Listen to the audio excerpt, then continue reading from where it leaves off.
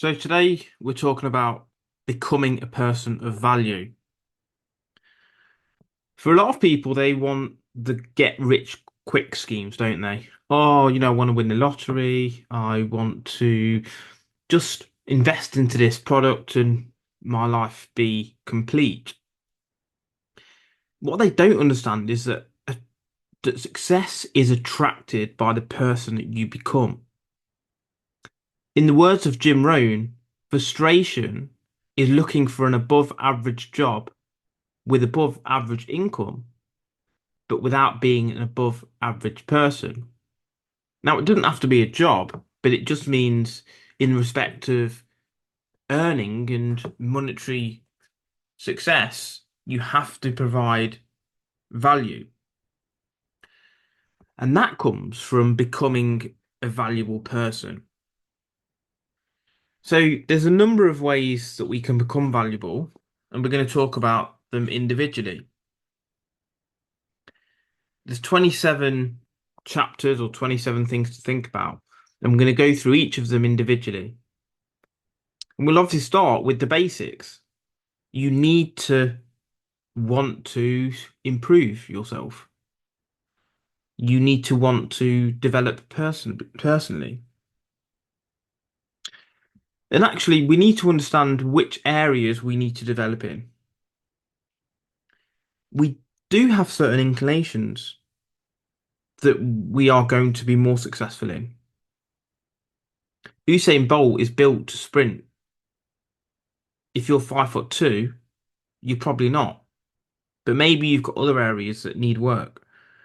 But on a general basis, whatever area it is within our life, we just need the idea that personal development is key. If we think of self-improvement as the gym, and within the gym, there's various weights, machines that actually make up the gym itself. The gym is what's gonna make you fitter, isn't it? But it's all about the equipment being used at the end of the day. And therefore, you must know how to utilize the equipment effectively and knowing which apparatus you need to use. So, which parts of self-development do you need? Have you got a fixed mindset or have you got a growth mindset? A fixed mindset might be I'm no good at maths or I'm a terrible driver. A growth mindset would be, well, I don't know this yet, but I can learn it or I'll be better next time. I'll beat you next time. Can you see the difference?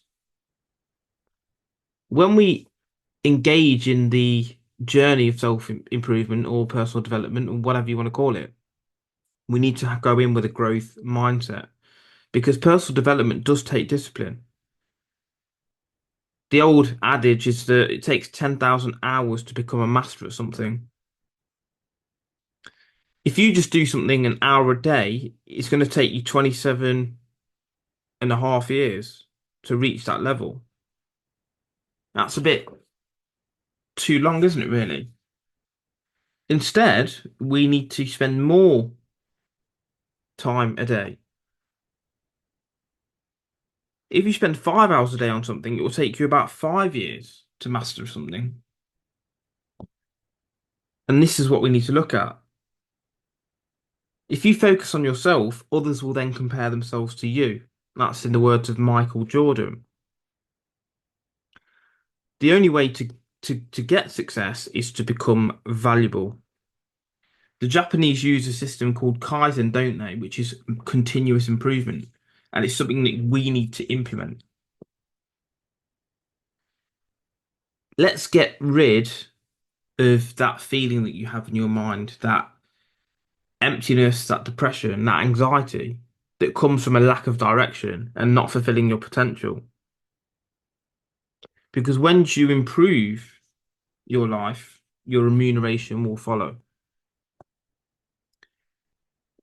So now that we've established we need to improve ourselves, we need to know how that's going to be done. You've probably heard of the mind and body connection, and that's where we're going to start. We're going to start with physicality. We need to be in a good position physically first.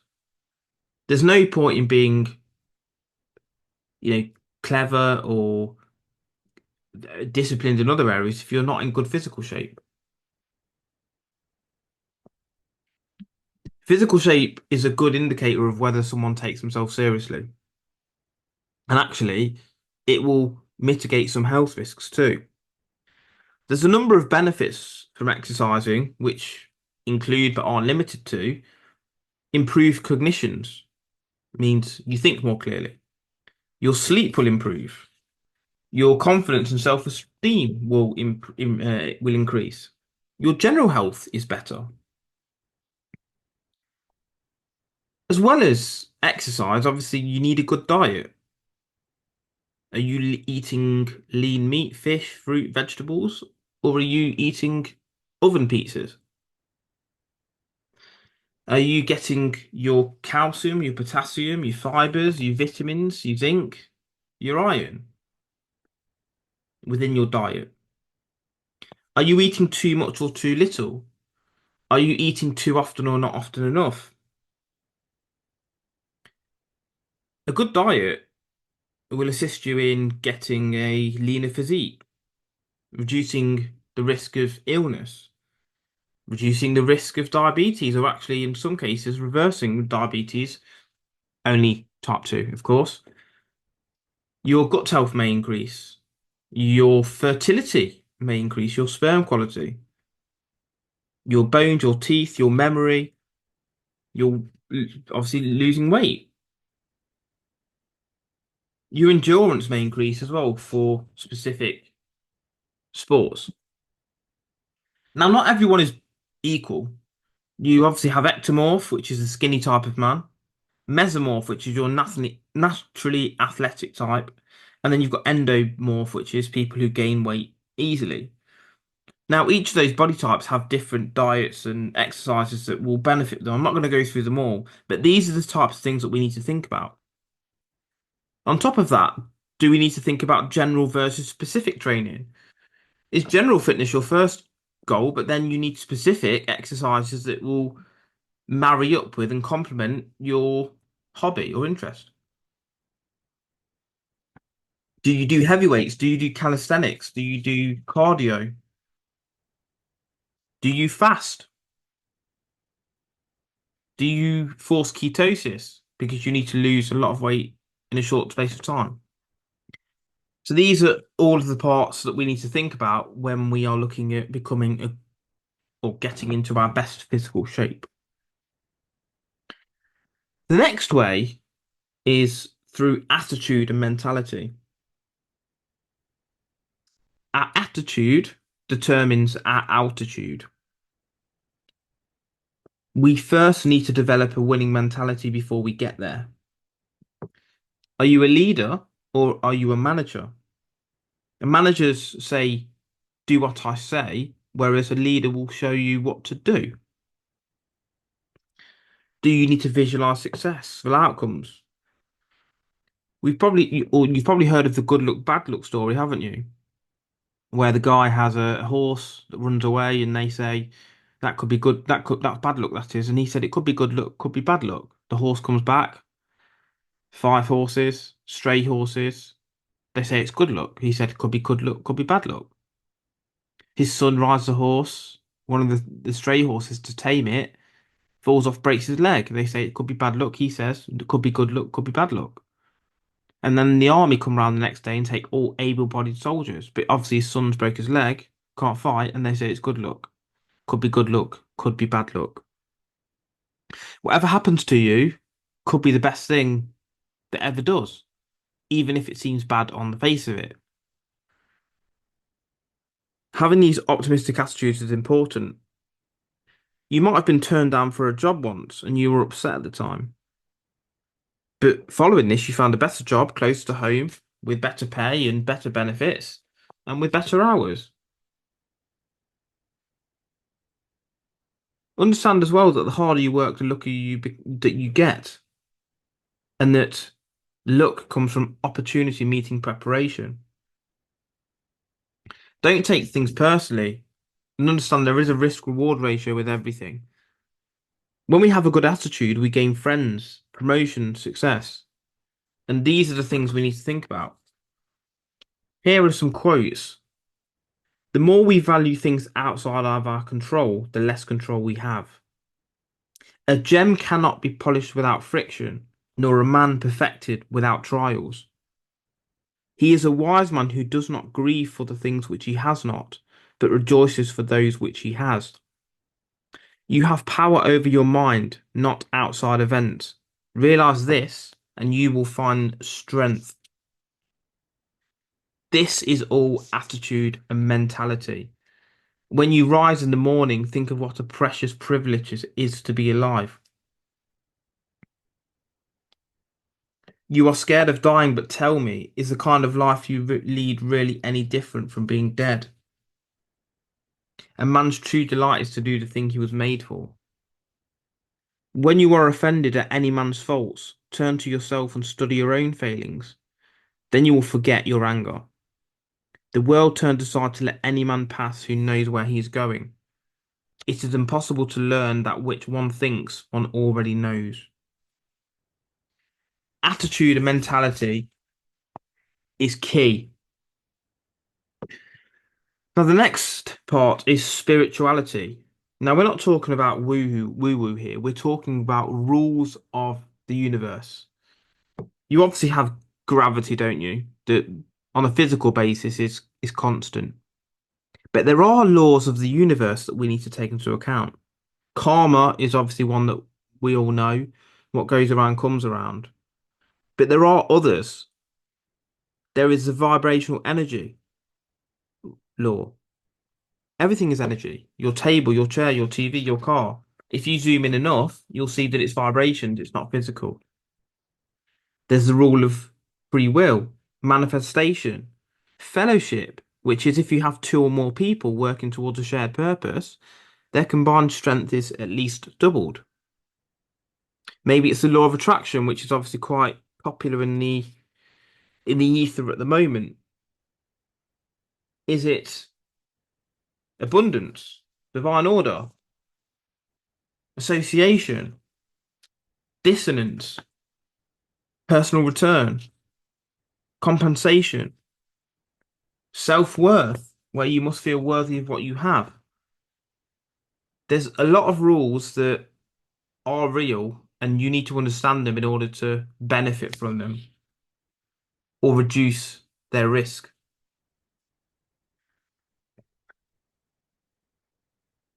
Now, under spirituality too, we need to understand the virtues and deadly sins because they are, again, very real. Think of what you have on your phone now that encourages and accentuates those. It might be your vanity coming from Instagram, wrath coming from Twitter, gluttony coming from Deliveroo or Uber Eats, and maybe sloth coming from Netflix. And the obvious one is lust with Tinder. How can you use all of that to your benefit? And again, it's all about becoming valuable. How you do one thing is how you do everything. The next is the alpha and the sigma. The alpha is a psychologically and socially dominant person. A sigma male is basically an introverted alpha. They don't care about the dominance within the social aspect, but they are equally competent and stick to their sort of guns. Obviously, we know a beta is socially submitted and follows orders from the alpha.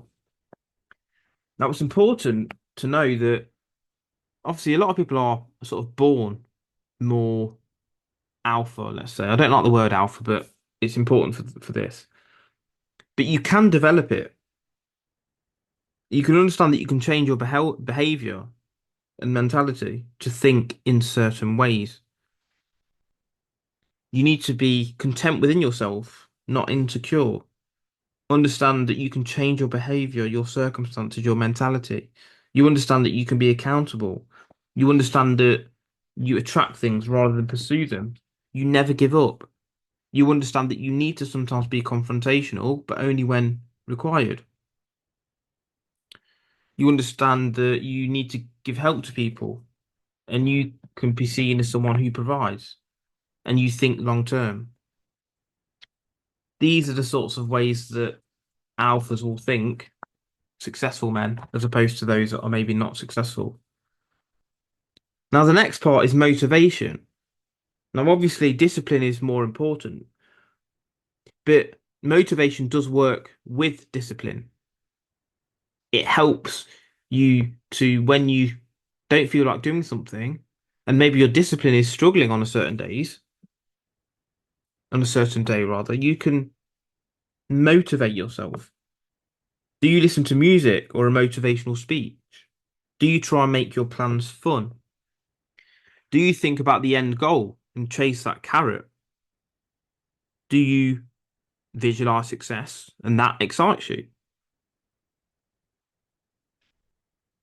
Do you try and think about eating one slice at a time so it doesn't overwhelm you? Do you pretend you're something you're not in order to give yourself a false sense of success, which helps you to actually act? Do you smile more? Try this now. We aren't, we don't smile because we're happy. We are happy because we smile. If you force a smile now, you'll find yourself happier than before. Do you build a motivational phrase? Art Williams says, just do it. David Goggins says, Roger that. And that helps to motivate you to move forward. Do you use a list? How do you remain motivated? Do you think about who you're doing stuff for? That brings us on to the next area, which is goals and goal setting. You've probably heard of the SMART goal setting anagram, which is specific for S, measurable for M, attainable for A, relevant for R, and time bound for T. You've got to have a specific goal that you can measure, that you feel is attainable, and that's relevant to your longer term objectives. And you have to have a time schedule as well. Because understand that goals require sacrifice. If you fail to plan, you plan to fail. Setting goals is an art within itself. If you're in bad shape, you could set two distinct goals. You could either say, I don't want to be fat, or I want to be athletic. One is a negative goal and one is a positive goal. I want to be athletic will make you set better goals than I don't want to be fat. Another way to think about it is saying, instead of saying I want to be a billionaire, say I am a billionaire by and give a date. And when you give a date, it will help you to break down things into more tangible and smaller goals and action plans. Listen to your intuition as well. Set goals that mean something to you, review them, and remain motivated. The next part that makes up a person of value is understanding power dynamics and how to maintain power. How can you ever reach the top echelons of society if you aren't a powerful person? To become powerful, you need to be unpredictable. You need to make sure that you're not always available for everyone. If you're always available, you're seen as weak. You need to be able to delegate tasks to others. You need to be able to control the options to others. You need to build a reputation that's scary or whatever other reputation you want to build, but that reputation is going to get you places. You need to do things on your own terms, control your circle, go all out, put it all on the line. You need to plan and be your own man. Understand that you can't be too perfect either. That's shows weakness and makes you boring. Be a bit rough around the edges. The next part is energy and vibrations. Now, obviously, it's all about how you feel. Everything vibrates, as we know, and everything has energy. If your lifestyle is a certain way, you're eating junk food, playing video games, gossiping about people, you're not in a really good state within yourself. So there are ways that you can put yourself in a good state, which ultimately will help you to become more valuable and be more productive. You should spend more time outdoors, complain less, be grateful for the things that you've got in your life, because at the end of the day, they were probably things that you once wished for. Understand that you need to have fun as well. You meditate as well as that. Maybe you look at a good diet, as we've talked about. Maybe you are generous and forgive. Maybe it's about the chakras, which I'll let you read about them in your own time. But they do contain energy, and it's been something that's been discussed throughout history. The next part of becoming valuable is being good at sales. You're probably saying, well, I'm not in sales. And that's where you're wrong. You're in sales whether you like it or not. You're selling yourself to an employer, the employer, sorry. If you're an employer, you're selling yourselves to employees. You're selling yourselves to a partner. You're selling yourselves to friends. To create opportunities to close, you need to be client focused or customer focused or focused on the person you're speaking to. Be prepared. Make sure that you're good at conversation and know that person. Add value first. When you add value, people feel more inclined to reciprocate. Be a good listener and mirror the client, customer, friend, business partner, whoever, because it seems like you get on with them better and they're more likely to want to deal with you and work with you. Use people's names, that's a massive one. Hearing your name is the sweetest thing that you can hear. You've probably been in a room before where it's all muffled sounds in the background and you hear your name, you look around, and then everything goes back to muffled sounds again. We are, since we were children, we appreciate the sound of our own name. And then there's actually closing techniques. Do you use the ascending close? Questions that require a yes from the client? Do you invite them for something? Are you happy to proceed? Do you assume things? Do you want to pay via check or bank transfer? Do you offer them a red t-shirt or a blue t-shirt rather than a blue t-shirt or nothing? Do you give the illusion of scarcity? Oh, wait, I need to check if we have any stock. I'm not available on Friday for a date, so you'll have to be Thursday. Create demand. Do you summarize the benefits? Do you let people sample things? Are you willing to walk away? We're in all in sales, whether we like it or not. As well as sales, we need to be good at psychology, which is the next part. How do we condition ourselves? You will have heard of Pavlov's dogs, where he rings a bell and the dogs salivate with an involuntary response. You can link to stimuli yourself in a way that's going to benefit you. As well as Pavlov, we've got Skinner, who developed the Skinner box for rats. And this is operant conditioning, where you offer positive and negative reinforcements as well as positive and negative punishments. Positive reinforcement might be if you do something good, you get a piece of cake. A negative reinforcement might be you get punched in the face. A positive punishment might be that you get hit with something as well.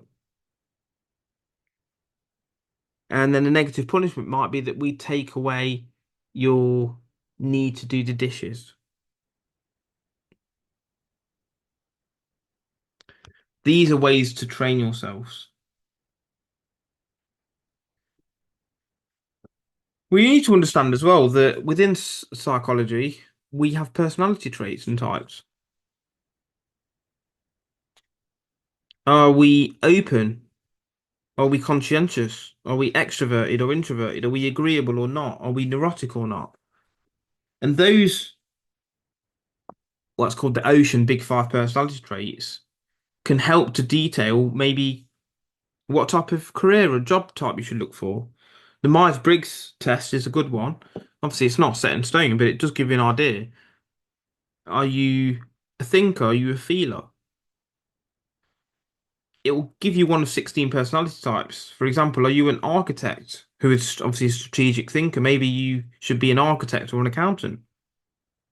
Maybe you're an advocate who's mysterious and inspirational. Maybe you should be a psychologist, writer, or counselor. There's many here.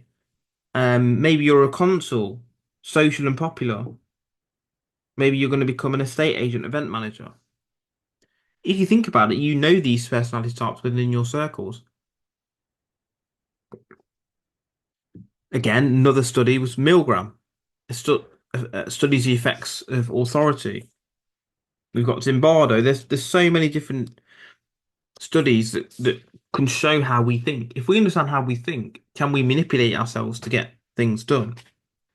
We've got the Ash conformity study too. There's so much to think about. Next part is regret.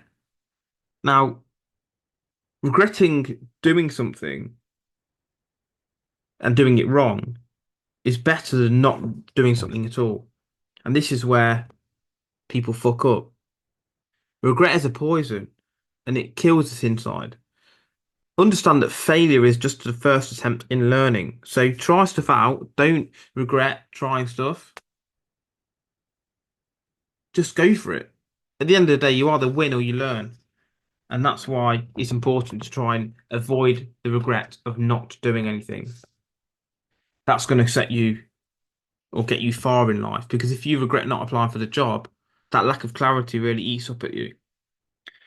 The next part is affirmations, which comes from the Latin affirme, which means to strengthen. If you talk about yourself in a bad way, you are going to become more like that. We should tell ourselves things such as, I believe in myself, I eat well and exercise daily. I mean, if I stick for that one, or stick on that one for a second, if I say I eat well and exercise daily, there's probably a much bigger chance of me doing that. If I say I take chances and they pay off, I'm more willing to take chances. I have high standards. I put my talents to good use. I'm energetic. I believe in abundance. All of these things help to reprogram how you think. The next part is time management. 80% of what you achieve comes down to just 20% of your activities. And in some cases, people say it's 90-10. It's called the Pareto principle. And therefore, why are we doing stupid, useless things with our time? We should focus on our maximum return activities most of the time. Do your most difficult task first. Don't be a busy idiot. Understand what's going to give you return on investment and what isn't. Now, obviously, dead time is always going to be there, but try and use that as productively as possible. While you're driving or walking the dogs or walking yourself or exercising in the gym, could you be listening to audiobooks, seminars, podcasts, learning a new language? There's a lot of time that you can use there, and that's going to help you to get further faster. Much like sales, and this is the next part, we're all in negotiation. How do we negotiate our position? Are you going to act like you're less bothered than the other person to create leverage? Can you be hard to get hold of, like in the power example? Do you know your priorities well enough to be able to negotiate position? Is this where you use excuses to get your way? You blame your manager, the government, blame another business, blame the technology, whatever it's going to be to get your way. You can create urgency by changing the situation. If we buy double, what can you do with the price? And we don't concede easy in negotiations because actually, if you're always going to get the wrong end of the stick, in 10 years' time, if you've always got the bad deal, you're not going to be very far in life.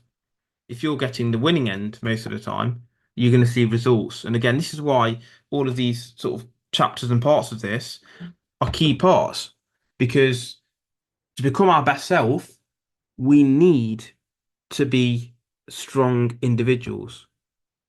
And to become valuable, all of these parts need to be mastered. Words is another part. Words are so powerful, they carry energy. How you speak about yourself and others is affecting what is happening. If you think you're no good and you say to yourself, I'm not good at all, I'm so stupid, you're going to be like that. Instead of saying things such as poor shot, look at which parts you were happy with and think about what an ideal shot looks like. If you believe yourself to be strong and attractive and you talk about yourself in such ways, you will have a level of confidence that others will see and feel within you. If you see yourself as ugly and weak, and I'm a bit messy, you're going to become more like that. See yourself as how you want to be. This works with management as well. If you say to someone, thanks for being so good at your job, that person will become better at their job to conform to your ideals and standards.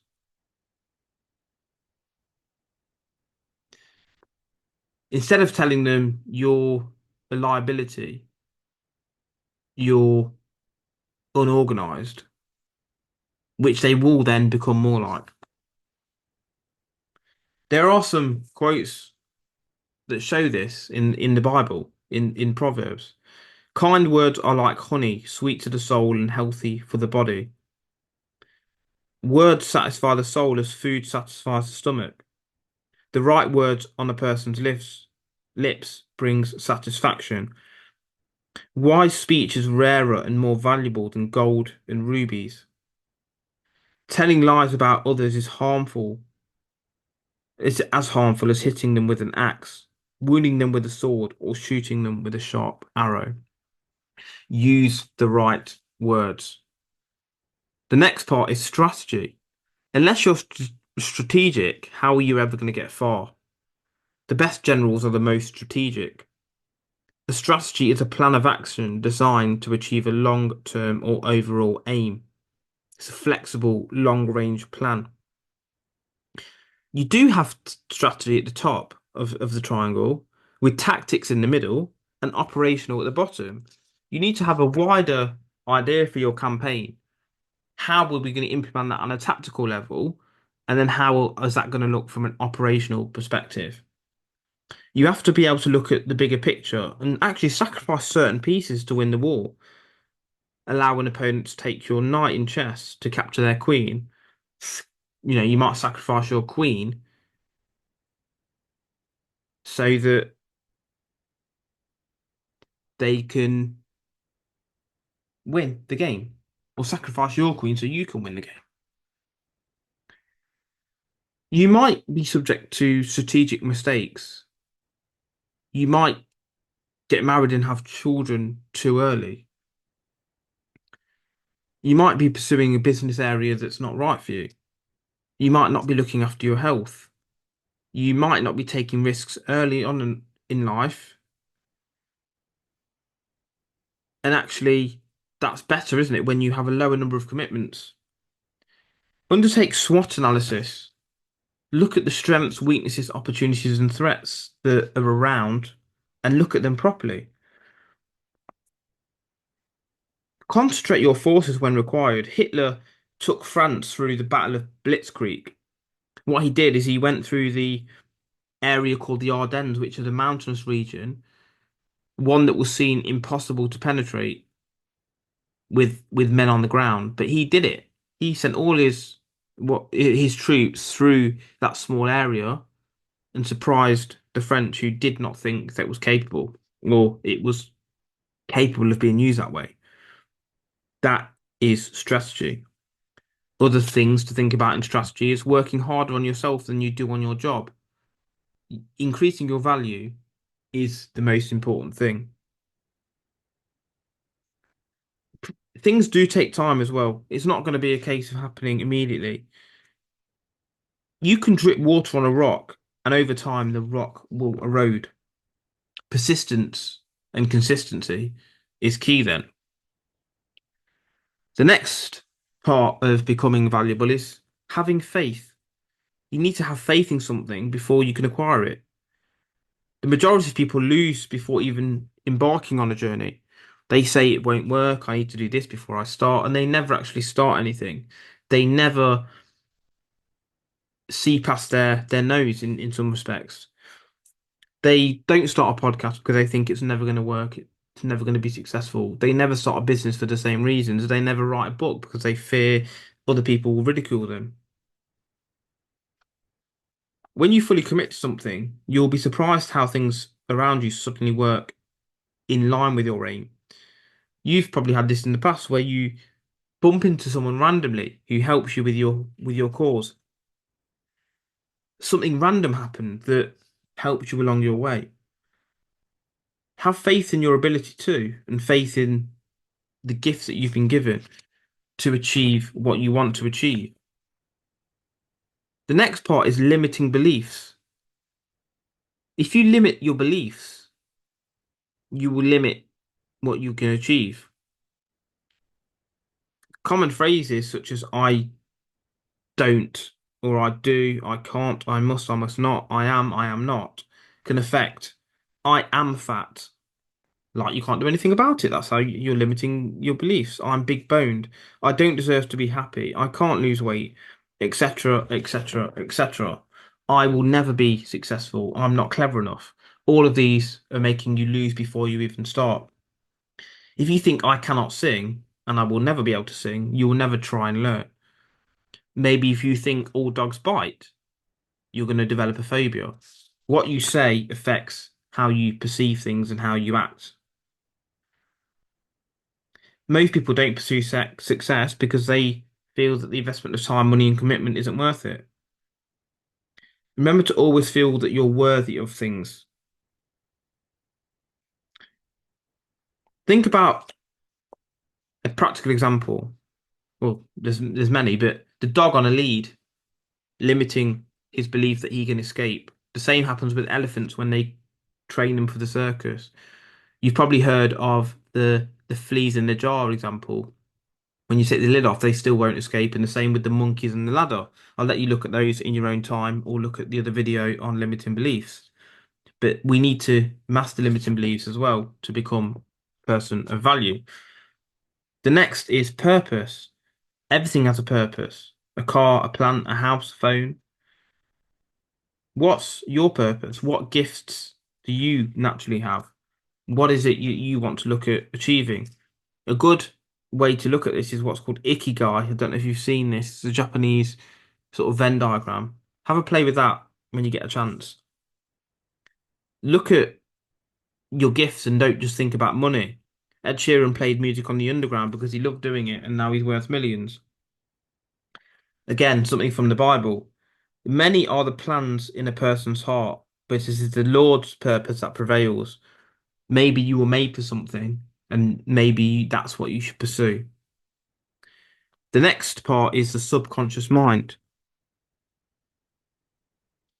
It's really important that we try and master this. Like an iceberg that's showing, most of it's under the water. And this is the cliche and the metaphor for the subconscious mind. We need to try and reprogram it for success. We can be walking down the road, looking at things, smelling things. But if a car was to come at us, we would react. Our mind can do amazing things.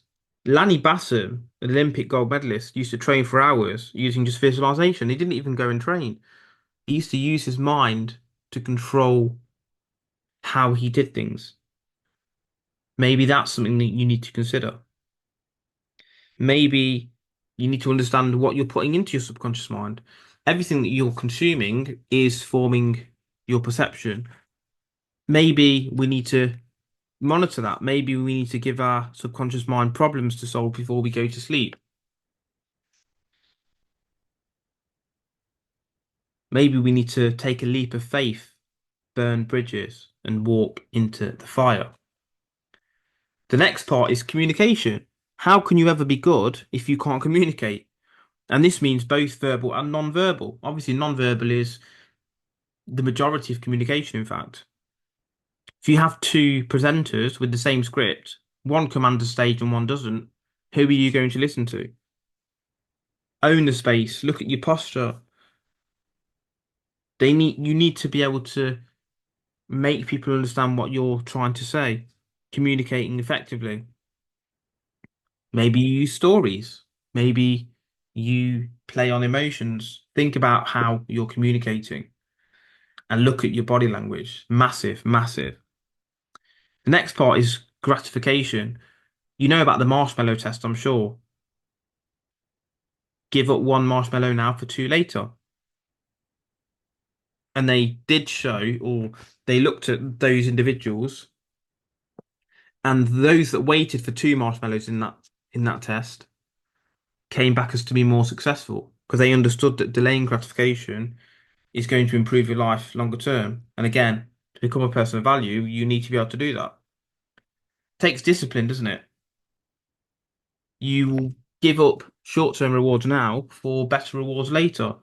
If you delay spending now, delay physical and emotional pleasures now, you will maybe look at or be in a better position later on. If you're spending money on Amazon, and this is a good way to deal with this, don't go to the checkout and buy it straight away. Leave it in your basket for a week. If you come back and you still want it, buy it. If not, you'll probably find you didn't need it in the first place. It was an impulse buy. The next part is gratitude. You've got to be grateful for what you have before you are going to be blessed with anything further. You should be grateful for what you have today. You once wished for it. Gratitude improves your physical and psychological health too. 5 years ago, you'd be proud of where you are today. So be grateful for it. Be grateful for that new subscriber. Be grateful for that pay rise at work. Be grateful for that new relationship. And when we are grateful, we become more likable, which then makes us be get more friends, maybe more status, and that increases likability too. The penultimate part is, I believe, oh no, there's a couple more, is the morning routine. How are you starting your day? Are you showing gratitude in the morning? Are you exercising? Are you meditating? Praying? Are you listening to music and motivational stuff? Are you setting your goals or looking at them? Or are you speaking affirmations? Are you planning the day? Are you eating healthily in the morning? Are you making your bed and leaving things clean? Are you maybe reviewing your journal? If you're starting your day badly, the rest of your day will probably follow suit. The next part is finances. So we need to understand finances in order to be successful. We need to know how to save and look at compound growth. We need to look at what we're spending money on. We need to look at the compulsory bills versus those that are maybe not so essential. Maybe we need to look at the time versus money. So if we can make £30 an hour or $30 an hour, and we need our lawn doing, is it better for us to do the lawn and give up an hour work, which is $30 or £30, or pay someone $10 to do the lawn? You're still making 20. And that's how we need to look at things. Anything that you can make more for in the same time, pay someone else to do. If it's the other way around, do it yourself. How are we going to invest? What type of things are you investing in? Residential? Are you looking at investing into the stock market? And we need to realize that losing money can cause issues. Because if you invest $100 and it falls 20% to £80, you will need to to get a 25% return on that £80 to get you back up to 100. So losses can be detrimental. Do you start a business?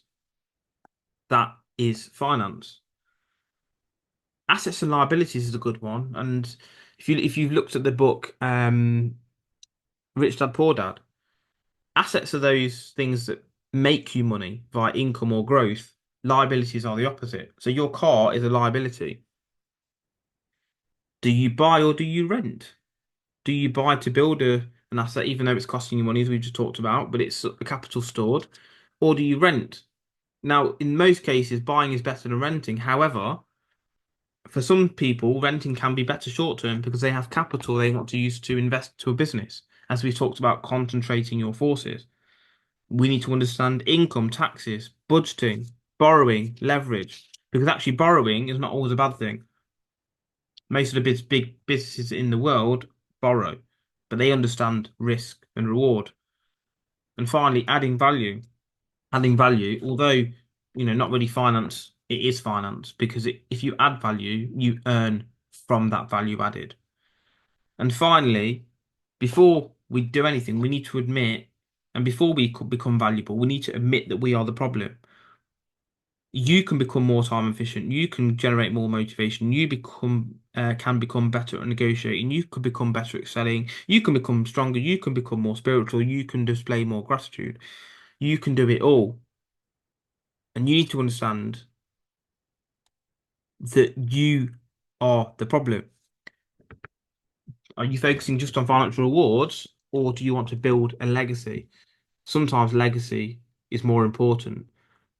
So to summarize, in order to become a person of value, we need to look at how we improve ourselves, our physicality, our attitude, mentality, spirituality, becoming strong like the alpha, motivating ourselves, setting goals, becoming more powerful, increasing our energy and vibrations, being better at sales, psychology, understanding that, not having regrets, speaking to ourselves in good ways, such as affirmations, managing our time wisely, negotiating well, using the right words, having a strategy, having faith in that, getting rid of limiting beliefs, having a purpose, understanding and controlling our subconscious mind, communicating well, delaying gratification, showing gratitude, understanding that the better we start our day, the better the day will go.